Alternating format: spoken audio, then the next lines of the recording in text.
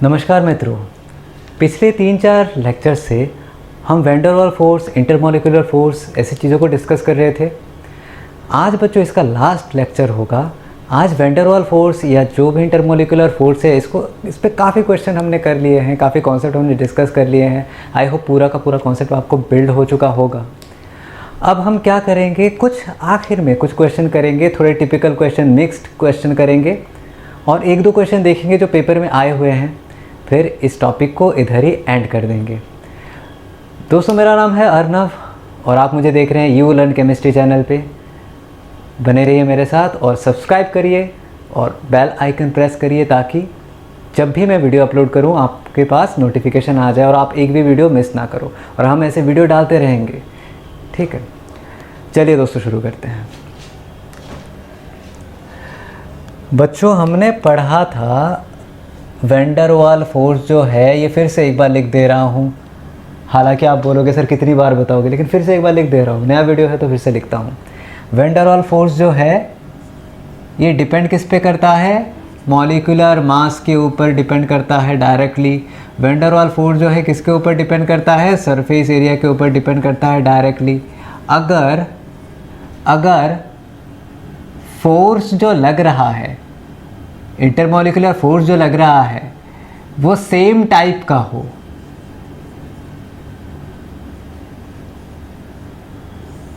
अगर same type का हो तो ऐसे वेरी करता है, ठीक है। तो इन्हीं बातों के कॉन्सेप्ट को आगे बढ़ाते हैं हम। इसी कॉन्सेप्ट को दोस्तों आगे बढ़ाते हैं हम और कुछ क्वेश्चन और ट्राई करते हैं ताकि ये क्रिस्टल क्लियर हो जाए आपके लिए और पेपर में कैसे अप्रोच करना है ये बात भी आप अच्छे से समझ जाओ। तो पहला क्वेश्चन दोस्तों लिखना है आपको। पहला क्वेश्चन इसका क्या निकालना है? हाईएस्ट, सबसे पहली बात है हाईएस्ट बॉइलिंग पॉइंट किसका होगा ये निकालना है। और मॉलिक्यूल दे रखा है ये सारे। ये क्या है? बेंजीन। एक और मॉलिक्यूल दे रखा है बेंजीन में C डबल बॉन्ड O और इधर OH, यानी ये क्या है? बेंजोइक एसिड कहते हैं इसको। ये आगे मिलेगा, ऑर्गेनिक केमिस्ट्री में मिलेगा, ये डिस्कस करेंगे। और बच्चों आगे दे रखा है यहाँ पर C double bond O CH3 और लास्ट एक मॉलिक्यूल, चौथा मॉलिक्यूल दे रखा है ये वाला। चलो ये वाला। ये लिखने का मतलब क्या है? जितने भी कॉर्नर है वहाँ पे एक एक कार्बन होते हैं और जितने भी ओपन एंड्स हैं वहाँ पे एक एक कार्बन होते हैं। तो ये 4 मॉलिक्यूल दे रखा है आपको और आपको पूछा गया है कि इनमें से हाईएस्ट बॉइलिंग पॉइंट किसका होगा। बड़ा आसान सा क्वेश्चन है। आप सबसे पहले किस चीज़ से चेक करोगे? देखोगे कि फोर्स क्या है, फोर्स सब में सेम है कि नहीं। इंटरमॉलिक्यूलर फोर्स जो है वो सब में सेम एक्ट हो रहा है कि नहीं वो देखोगे। और फोर्स का ऑर्डर मैंने कई बार बता दिया था, अभी फिर से बता रहा हूँ। फोर्स का ऑर्डर क्या होता है? अगर कहीं किसी भी तरह का बॉन्ड आ गया, यानी मोस्टली हम आयनिक बॉन्ड की बात करते हैं। अगर आयनिक बॉन्ड आ गया तो उसको बॉयल करने में, उसको सेपरेट करने में सबसे ज़्यादा एनर्जी की ज़रूरत होती है। फिर आता है हाइड्रोजन बॉन्डिंग, फिर आता है डाइपोल डाइपोल इंटरेक्शन और फिर आखिर में आता है लंडन फोर्स, ठीक है। डाइपोल डाइपोल के बाद एक और फोर्स आता है डाइपोल इंड्यूस डाइपोल अट्रैक्शन और लास्ट में आता है लंडन फोर्स।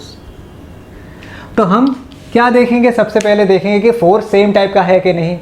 क्या फोर्स सब में सेम टाइप का है? जी नहीं, बिल्कुल नहीं। यहाँ पे मुझे क्या दिख रहा है? एक C डबल बॉन्ड O दिख रहा है, यानी यहाँ पे इलेक्ट्रोनेगेटिविटी का डिफरेंस दिख रहा है हमको। यहाँ पर भी इलेक्ट्रोनेगेटिविटी का डिफरेंस दिख रहा है, इधर भी इलेक्ट्रोनेगेटिविटी का डिफरेंस दिख रहा है। इनमें ऐसा कुछ नहीं है, ये अलग हैं। तो इसका मतलब है फोर्स सब में अलग तरीके से लग रहा है। तो पहले आइडेंटिफाई करो what type of force are there. इसमें कैसा फोर्स लगेगा? ये नॉन पोलर है, तो इसका जो कंटेनर है या इसका जो सैंपल है, इसमें कई सारे बेंजीन होंगे। सब एक दूसरे के साथ कौन से फोर्स से अट्रैक्ट होंगे? सब एक दूसरे के साथ लंडन फोर्स से अट्रैक्ट होंगे, क्योंकि ये नॉन पोलर है, ठीक है। पूरा सैंपल में बस बेंजीन है तो वो नॉन पोलर है, तो ये इसमें लंडन फोर्स एक्ट होगा। अब बात इसकी करते हैं। इसमें देखो यहाँ पे डेल्टा पॉजिटिव डेल्टा नेगेटिव तो है। यहाँ पे एक और चीज़ देखो, इधर डेल्टा नेगेटिव है और एच पे डेल्टा पॉजिटिव है। तो डेल्टा पॉजिटिव वाला हाइड्रोजन मिल गया जो कि हाई इलेक्ट्रोनेगेटिव एलिमेंट के साथ लगा हुआ है, FON, इन तीनों के साथ अगर लगा हुआ हो हाइड्रोजन, तब जाके इस वाले डाइपोल डाइपोल अट्रैक्शन को क्या बोला जाता है, हाइड्रोजन बॉन्डिंग। तो यहाँ पे ये क्या दिखाएगा, हाइड्रोजन बॉन्डिंग दिखाएगा। टाइप ऑफ फोर्स हम लिख रहे हैं नीचे। यहाँ पे एक डेल्टा पॉजिटिव डेल्टा नेगेटिव आ रहा है ड्यू टू इलेक्ट्रोनेगेटिविटी डिफरेंस, तो यहाँ पे ये वाला मॉलिक्यूल क्या शो करेगा, डाइपोल डाइपोल इंटरेक्शन शो करेगा अपने जैसे दूसरे मॉलिक्यूल के साथ। और ये जो चीज़ है ये भी क्या है, ये नॉन पोलर है, कहीं पर भी पोलरिटी का नामो निशान नहीं है, तो इसमें भी क्या लगेगा, लंडन फोर्स लगेगा। आई होप समझ गए होगे, पहले भी समझ गए होगे, बस रिवाइज कर रहे हैं इस चीज़ को। लंडन फोर्स लगेगा यहाँ पे। तो आपको बताना है हाईएस्ट बॉइलिंग पॉइंट। आगे आंसर, हाइड्रोजन बॉन्ड इधर है तो इसका है, यही होगा हाईएस्ट बॉइलिंग पॉइंट। आसान था। अब अगर इस पे आपको बोला जाए कि लोएस्ट बॉइलिंग पॉइंट किसका होगा, तो आप क्या करोगे, देखो फोर्स हाइड्रोजन बॉन्ड हाई होता है, dipole dipole higher than London force होता है, तो दो लंडन फोर्स है हमारे पास जो कि लोएस्ट होता है इन टर्म्स ऑफ स्ट्रेंथ, सबसे कम होता है। तो इन दोनों लंडन फोर्स वाले मॉलिक्यूल में किसका बॉइलिंग पॉइंट ज़्यादा होगा, किसका कम होगा, ये बताना है। किसका कम होगा ये एक्चुअली बताना है, क्योंकि लोएस्ट पूछा है अभी। तो इन दोनों में किसका कम होगा, देखो अब फोर्स तो दोनों में सेम है, अगर फोर्स सेम हो गए तो वैन डर वाल फोर्स किसके ऊपर डिपेंड कर रहा है, मॉलिक्यूलर मास के ऊपर। अब इन दोनों के स्ट्रक्चर को अगर देखें क्लियरली हमको दिखता है कि इसका मॉलिक्यूलर मास ज़्यादा है, यानी इसका जो बॉइलिंग पॉइंट होगा ज़्यादा, किससे, इस वाले से। तो इन चारों में लोएस्ट बॉइलिंग पॉइंट होगा इसका, और हाईएस्ट किसका होगा, इस वाले का, जहां पे हाइड्रोजन बॉन्डिंग एग्जिस्ट कर रहा है। तो ये था बच्चों पहला एग्जांपल, बहुत बड़ा इजी था। आगे बढ़ते हैं। दोस्तों आपसे अभी दूसरा क्वेश्चन क्या पूछा जा रहा है, थोड़ा सा अलग है। अब देखो पूछा ये जा रहा है आपसे, यहाँ पे C डबल बॉन्ड O इधर लगा दिया OH, यहाँ पे लगाया CH3, दूसरा मॉलिक्यूल दे दिया गया C डबल बॉन्ड O है, यहाँ पे लगाया CH3 ही लगाया, और इधर OCH3 लगा दिया। ठीक है, तीसरा मॉलिक्यूल जो दे रखा है वो कुछ ऐसा है, C double bond O CH3 CH3। चौथा जो मॉलिक्यूल दे रखा है वो कुछ ऐसा है, CH3 CH2 CH2 OH। या इसको थोड़ा चेंज कर देते हैं, दूसरा मॉलिक्यूल दे देते हैं, यहाँ पे देते हैं दो C डबल बॉन्ड O वाले बाई कार्बोक्सिलिक एसिड देते हैं, इधर CH3 इधर CH3। हाँ अब बताओ किसमें बॉइलिंग पॉइंट ज़्यादा होगा, किसका, और किसका बॉइलिंग पॉइंट कम होगा। इंक्रीजिंग ऑर्डर में आप सजाओ। तो क्या करना है, सबसे पहला अप्रोच क्या होता है, फोर्स क्या है ये देखना पड़ता है। तो इनमें देख लेते हैं फोर्स क्या है। इसमें OH बॉन्ड है, OH दिख रहा है तो इस हाइड्रोजन बॉन्ड दिखेगा इसमें, इसके सैंपल में एक मॉलिक्यूल दूसरे मॉलिक्यूल के साथ हाइड्रोजन बॉन्ड से अट्रैक्ट होगा। यहाँ पे क्या दिख रहा है, दो जगह पे डेल्टा पॉजिटिव डेल्टा नेगेटिव दिख रहा है, तो यहाँ पे क्या बन रहा है, डाइपोल डाइपोल अट्रैक्शन। यहाँ पे क्या बनेगा, यहाँ भी डाइपोल डाइपोल बनेगा, डेल्टा पॉजिटिव डेल्टा नेगेटिव दिख रहा है हमको। इधर भी डाइपोल डाइपोल बनेगा, delta positive delta negative delta positive delta negative बन रहा है। अब आपको बताना है कि इसमें हाईएस्ट कौन सा है। ऐसे क्वेश्चन में अब तक जो नॉलेज मिली है उस हिसाब से आप ऑर्डर में सजा नहीं सकते, एक दो बातें और समझना पड़ेगा जो केमिकल बॉन्डिंग चैप्टर में हम डिटेल में समझेंगे। इसमें आपको बताना है हाईएस्ट किसका होगा, लोएस्ट किसका होगा। हाईएस्ट तो आपको पता चल चुका होगा, पहले वाले की तरह हाइड्रोजन बॉन्ड इधर है तो ये वाला हाईएस्ट, ठीक है, ये क्या है, हाईएस्ट है इसका बॉइलिंग पॉइंट, ठीक है। और बाकी सब में डाइपोल डाइपोल लग रहा है, बस फर्क इतना है इसमें दो जगह पे डाइपोल क्रिएट हो रहा है, इसमें भी दो जगह पे डाइपोल क्रिएट हो रहा है, लेकिन इसमें एक जगह पे डाइपोल क्रिएट हो रहा है।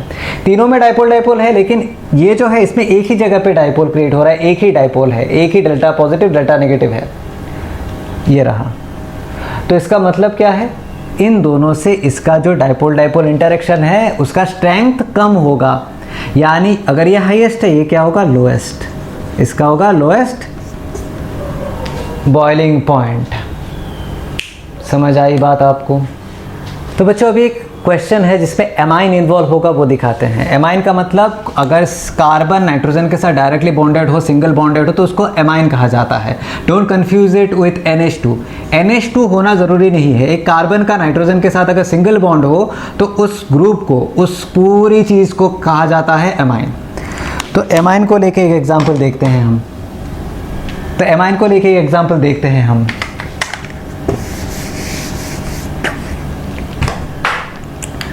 आपको दिया गया है बच्चों, आपको दिया गया है ये वाला amine CH3 CH2 CH2 NH2 पहला दिया गया है। सेकंड जो दिया गया है वो कुछ ऐसा है CH3 CH2 NH और इधर एक CH3। एक और मॉलिक्यूल दिया गया है जिसका कुछ ऐसा है CH3 CH3 CH3, तीन तरफ है। आपको बताना है किसमें अट्रैक्शन सबसे ज़्यादा होगा, यानी किसका बॉइलिंग पॉइंट सबसे ज़्यादा होगा, किसका सबसे कम होगा। आप वीडियो को पॉज करके 10 सेकेंड में आंसर करो, फिर वीडियो को फिर से ऑन करके देखो। आई होप आपने किया होगा ऐसा। चलिए देखते हैं। इसका सोल्यूशन कुछ ऐसे होगा। देखो यहाँ पे नाइट्रोजन और हाइड्रोजन है। नाइट्रोजन क्या हाईएस्ट 3 एलिमेंट में है, हाईएस्ट इलेक्ट्रोनेगेटिविटी वाले एलिमेंट में है, बिल्कुल है। इसके साथ हाइड्रोजन लगा होगा तो हाइड्रोजन बॉन्डिंग ज़रूर दिखाएगा। तो ये जो ग्रुप दिख रहा है यहाँ पे हाइड्रोजन बॉन्ड दिखेगा, ये जो ग्रुप दिख रहा है यहाँ पे हाइड्रोजन बॉन्ड दिखेगा, यहाँ पे नहीं दिखेगा, यहाँ पे हाइड्रोजन बॉन्ड नहीं दिखेगा, because there is no hydrogen attached directly with nitrogen. ठीक है, तो यानी इन दोनों में किसका ज़्यादा होगा किसका कम होगा बाद में देखेंगे। पहले तो इसको अलग कर देते हैं, बोलेंगे इसमें क्या है, इसका तो लोएस्ट होगा, क्योंकि बाकी दोनों में हाइड्रोजन बॉन्डिंग है, but this is the molecule where there is no hydrogen bonding, तो ये अलग हो गया। अब इन दोनों में किसका ज़्यादा होगा किसका कम होगा। अगर फोर्स सेम हो गया, दोनों में फोर्स सेम है, अगर फोर्स सेम हो गया, वैन डर वाल फोर्स यानी बॉइलिंग पॉइंट के लिए जो देखते हैं वो किसके ऊपर डिपेंड करता है, मॉलिक्यूलर मास। आप कैलकुलेट करो, दोनों में मॉलिक्यूलर मास सेम आएगा। तो आगे बढ़ेंगे, सरफेस एरिया में जाएंगे। सरफेस एरिया के बारे में बच्चों बताया था मैंने कि सरफेस एरिया कैसा होता है, जितना ज़्यादा ब्रांचिंग होता है सरफेस एरिया उतना ही कम होता जाता है। ब्रांचिंग जितना ज़्यादा, मॉलिक्यूल में ब्रांचिंग जितना ज़्यादा उतना ही कम होता है क्या, सरफेस एरिया। ब्रांचिंग होने से क्या होता है, मॉलिक्यूल का जो स्पेरिकल स्ट्रक्चर है वो बढ़ जाता है। ज़्यादा से ज़्यादा atom of the molecules goes inside the sphere. तो ये पढ़ेंगे, ये समझेंगे आगे केमिकल बॉन्डिंग में विस्तार में। अभी इस पे आते हैं, इन दोनों में ब्रांचिंग किस में ज़्यादा है, क्लियरली दिख रहा है इसमें ज़्यादा है। ये तो स्ट्रेट चेन है, यहाँ पे आके ब्रांच हो गया, ठीक है, तो स्ट्रेट चेन है ना, यहाँ पे आके ब्रांच हो गया। एंड मोर ओवर अगर आप दूसरे तरीके से भी देखना चाहो, हाइड्रोजन जो है यहाँ पे दो हाइड्रोजन है। यहाँ पे आपको दिख रहा है कितने हाइड्रोजन, दो हाइड्रोजन दिख रहा है आपको, इधर एक और इधर एक। लेकिन यहाँ पे कितने हाइड्रोजन है, बस एक ही हाइड्रोजन है। तो एक्सटेंट ऑफ हाइड्रोजन बॉन्डिंग भी कम है। एज ए रिजल्ट इसका जो बॉइलिंग पॉइंट है ये ज़्यादा होगा, सबसे ज़्यादा होगा इन तीनों में, और इसका इंटरमीडिएट होगा ऑब्वियसली। तो आप समझ चुके होंगे कैसे अप्रोच करना होता है क्वेश्चन को। अब क्या ये अप्रोच सब में, सारे क्वेश्चंस में लगेगा, ज़्यादातर क्वेश्चन में लगेगा, एक पैटर्न ऑफ क्वेश्चन में लगेगा, but not all the questions. Exceptions होते हैं, कहाँ पर ये एक्सेप्शंस आते हैं वो डिस्कस करेंगे। इस टाइप के एग्जाम्पल पे नहीं आते, और इस टाइप का मतलब किस टाइप बताएंगे अभी। दोस्तों अभी समझना पड़ेगा हमको कि ये जो तरीका है, ये जो कॉन्सेप्ट हमने सीखा है, ये स्ट्रेटेजी जो हमने सीखी है, इसको क्या हर किसी मॉलिक्यूल में हम अप्लाई कर सकते हैं। कोई भी मॉलिक्यूल का सेट दे दिया हो और हम आंख बंद करके इसको अप्लाई कर दें, 90% में आप कर सकते हो। बस आपको थोड़ा सा ध्यान रखना पड़ेगा। कई बार क्या होता है, कुछ एक्सेप्शंस आ जाते हैं, तो आप अब सोचोगे कि एक्सेप्शंस तो कहीं भी आएंगे, कितने भी एक्सेप्शंस हो सकते हैं। नहीं, कितने भी नहीं होते, कुछ ही एक्सेप्शंस हैं जिनको हमें ध्यान रखना है। एक्सेप्शंस कितने हैं उसको हम याद कर लेंगे, 4 5 6 7 एक्सेप्शंस होंगे, 10 एक्सेप्शंस होंगे ज़्यादा से ज़्यादा, उसको हम याद कर लेंगे। और बाकी जितने भी क्वेश्चन हैं इसको हमारे जो बेसिक स्ट्रेटेजी है, नॉर्मल स्ट्रेटेजी है वैन डर वाल फोर्स वाला या इंटरमोलिकुलर फोर्स वाला, उसको अप्लाई करके आंसर हम निकाल लेंगे आराम से। ठीक है, अब एक्सेप्शंस क्या क्या है ये अलग अलग चैप्टर्स जब पढ़ेंगे, जैसे कि पी ब्लॉक में जाएंगे तो पी ब्लॉक के कुछ एक्सेप्शन जानने को मिलेंगे, एस ब्लॉक में जाएंगे तो एस ब्लॉक के कुछ एक्सेप्शन जानने को मिलेंगे। मेल्टिंग पॉइंट और बॉइलिंग पॉइंट के अरेंजमेंट में फ़र्क होता है, वो क्यों होता है, कहाँ होता है, ये सब समझेंगे आगे। तो बच्चों आई होप जो भी इन 3-4 क्लासेस में हमने किया है वैन डर वाल फोर्स और इंटरमोलिकुलर फोर्स को लेकर आपको अच्छे से समझ आया होगा और आप अप्लाई भी कर पा रहे होंगे, ये उम्मीद है। तो आप अप्लाई कर पाओ कहाँ पर, इसलिए कुछ क्वेश्चंस मैं आपके लिए बना रहा हूँ जो यहाँ पे PDF डाल दूँगा उसका डिस्क्रिप्शन में। बनने के बाद ही कुछ दिन लगेंगे, 3-4 दिन 5 दिन लगेंगे, पूरी तरह से मैं मटेरियल तैयार कर रहा हूँ, फिर वो अपलोड कर देंगे, फिर वहाँ से आप क्वेश्चन को सॉल्व करते रहिएगा। तो बच्चों आई होप पसंद आया होगा आपको क्लास, आपको समझ आ रहा होगा। तो आज की क्लास यहाँ तक रहने देते हैं, अगली क्लास में हम कुछ और डिस्कस करेंगे और इंटरेस्टिंग चीज़ें पढ़ेंगे। तो उम्मीद है आपको बहुत पसंद आया होगा, आप बने रहिए मेरे साथ। पसंद आया तो लाइक ज़रूर करिए, इससे हमको और हौसला मिलता है, और भी वीडियो बनाते रहेंगे ऐसे। तो बहुत बहुत शुक्रिया और अपना ध्यान रखिए, पढ़ते रहिए। Thank you.